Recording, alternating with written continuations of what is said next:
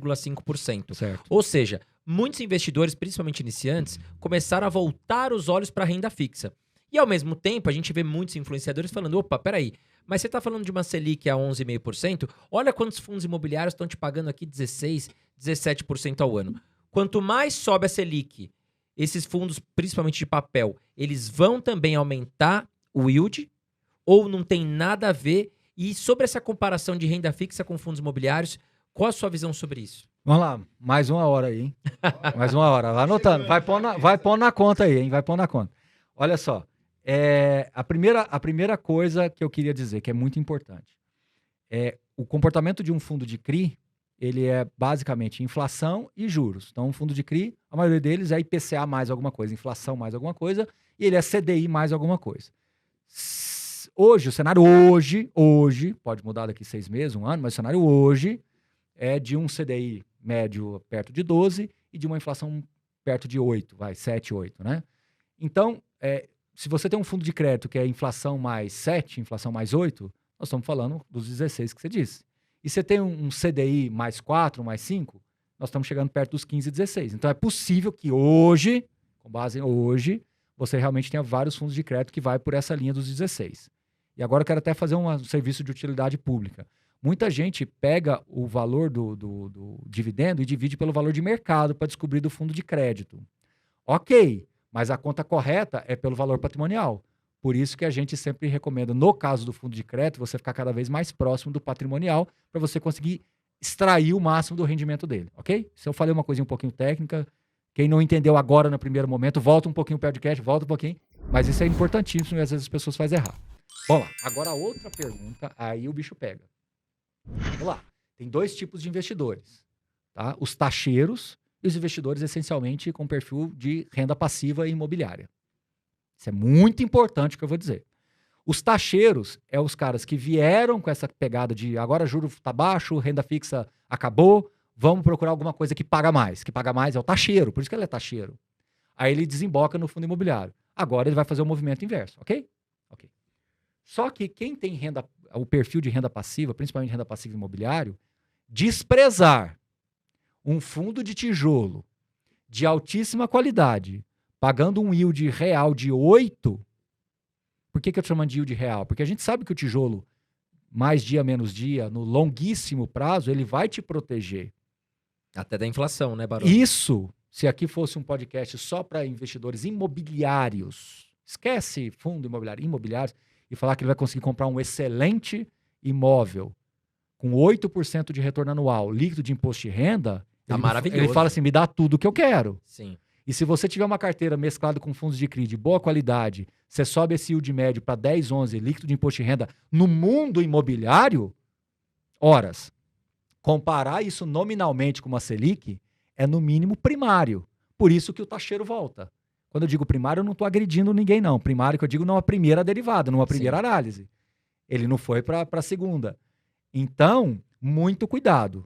Agora, a boa notícia é que lembra da historinha da minha tabela? Que você tem a reserva de oportunidade, aquela historinha toda. Você vai ter um capital mais bem remunerado. Por isso que eu falei para comprar em dose mais homeopática.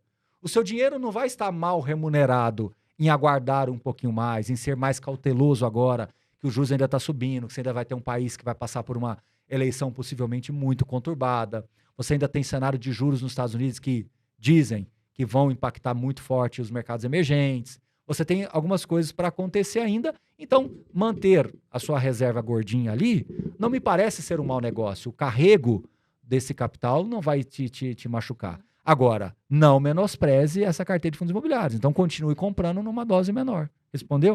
Sim, com certeza. Agora, o que me perguntam muito? Carol, quais são os melhores fundos imobiliários para 2022? A gente sabe, como o professor falou também, que depende muito da estratégia, do perfil do investidor. Mas na sua visão, Baroni, quais são 3... Vem você com os 3. O primeiro, o segundo e o terceiro. Sempre, sempre. É o pódio. Aqui a gente tem um pódio, né, Raulzinho? Quais são 3 fundos imobiliários que você acha que as pessoas deveriam estudar? Eu falo estudar para que a pessoa estude, como você falou, para que ela saiba se vale a pena ela investir ou não. André, vamos fazer o complô contra ela? Vamos sacanear ela? Então toca aqui. Oficialmente, viu? Oficialmente, nós dois contra... Putz, perdi a pizza. Carol Dias, tá? Nós dois oficialmente contra. Os 3 maiores. Pronto. Porque se você pegar os 3 maiores... HGLG? Não. Quineia, por exemplo, entendeu? KNRI. Eu acho que é um caminho excelente. É um caminho excelente. E muita gente, eu sinto que despreza o KNRI, sabia, Baroni? É porque o yield dele, historicamente, é mais baixo. Exatamente, mas é um diversificado, fundo imobiliário grande, robusto, que tá entre os melhores. com desconto patrimonial, Exato. bem gerido, Banco Itaú por detrás. Só tem um defeito, né? Ele é um fundo que ele não tem novas emissões nas características normais de um fundo. Ou seja, ele não tem aquela historinha do direito de preferência, de você poder exercer. Então, você tem que ser cliente da plataforma do Itaú para que você possa acessar novas emissões. Então, isso sempre o coloca numa posição assim desconfortável quando tem momentos de novas emissões. Mas é um portfólio belíssimo, Sim. entendeu? Então, assim, shoppings, você tem hoje portfólios extremamente diversificados, né? A 20 também foi muito criticada aí recentemente, porque ela fez uma operação com aquela... Ancar, né, que teve uma emissão abaixo patrimonial, o pessoal criticou muito, de fato, e eles estão conseguindo entregar um rendimento, por exemplo, acima daquilo que eles se propuseram na viabilidade da emissão. Então, assim, eu posso falar uma coisa, que aí sim é a coisa mais importante de tudo isso. Né? Iridium, só para concluir sua lista, né, o Iridium também é um fundo que tem se mostrado... KNR11, Iridium... Que é o IRDM. Eu falei o HGLG, né, que eu falei VISC, falei KNRI, falei Iridium. São fundos assim, eu estou tentando buscar os maiores fundos por setor, e aqueles que têm um HGRE, talvez, né? O HGRE eu já acho o portfólio dele um pouco mais desafiador. Eu acho que ele tem condições, sim, de entregar resultados bons. Eu só não sei se é para 2022. Essa é a minha preocupação. O KNRI subiu muito os dividendos dele, os rendimentos dele. Agora saiu o relatório deles, diminuiu de novo a vacância. Eu até brinco, eu falo, cara, porque né, não tem crise às vezes, entendeu? Parece que mesmo em crise eles conseguem fazer alocações. Porque os ativos são de alta qualidade do KNRI, né, Baroni? Mas acima de tudo bem geridos. Se você olha isoladamente, eu já tive essa conversa com alguns profissionais de mercado. Se você expurga um ou outro ativo do KNRI e fala assim, isoladamente, você comprar esse ativo, às vezes a resposta é não. Mas o conjunto da obra fica bom. Entendi. É um time que não tem tantas estrelas, mas joga bem. Entendi. Esse é o que melhor exemplifica o KNRI. Agora, posso falar uma coisa que eu acho que é a mais emblemática de tudo? Se você pegar a minha carteira... A gente quer pegar a sua carteira. Não, Ô, Baroni, passa os rendimentos da sua carteira pra gente aqui. Você não quer, não? Fazer um presente já adiantado do meu aniversário? Mas você sabe por que eu não faço isso, cara? Posso falar por que eu não faço? Agora, falando sério, essa história do... Abrir sua carteira. Não, exato. Não, minha carteira é praticamente a da Suno, né? Mas o que eu quero dizer é o seguinte, assim, é muito importante isso, falar para as pessoas.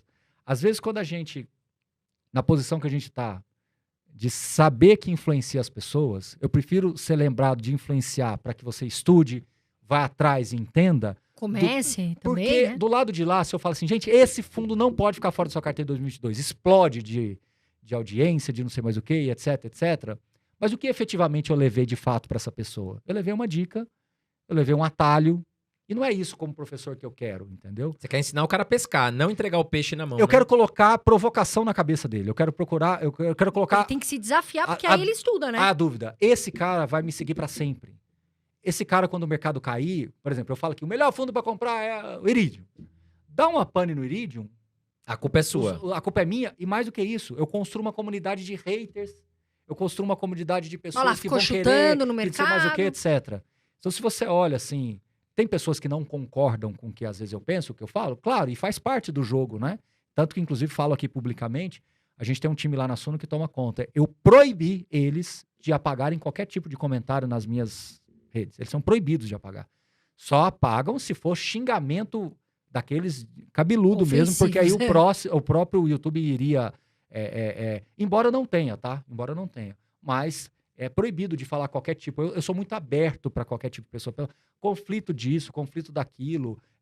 Como é que é a sua relação com o gestor A ou B? Eu sou aberto para falar, porque assim, eu não tenho nenhum problema de falar, porque eu me relaciono com todos os gestores. Nunca, olha no meu olho, Carol, você vai saber identificar se eu estou falando a verdade ou não. Nunca aconteceu uma conversa torta com o gestor de dinheiro para falar bem, dinheiro para falar mal, dinheiro para tirar a minha... Mas já chegou alguma proposta para você, Baroni? Não, já chegou. Não, chegou a proposta de canal para patrocinar, Não, mas para digo fazer assim, por parceria exemplo, de marketing. um essas dono coisas. um dono de fundo. Ah, É claro, não vai precisar citar nomes. sim. Mas, pô, Baroni, fala bem da gente, cara. Juro por Deus que nunca aconteceu. Tá. O que acontece é assim, Baroni, pô, a gente publicou o relatório, cara, o que tá precisando aí para melhorar? Por que é que você não evidenciou isso aqui que a gente deu um peso tão grande? Aí a gente vai lá, faz uma live, explica. Nunca recebi para fazer uma live com o gestor A ou B.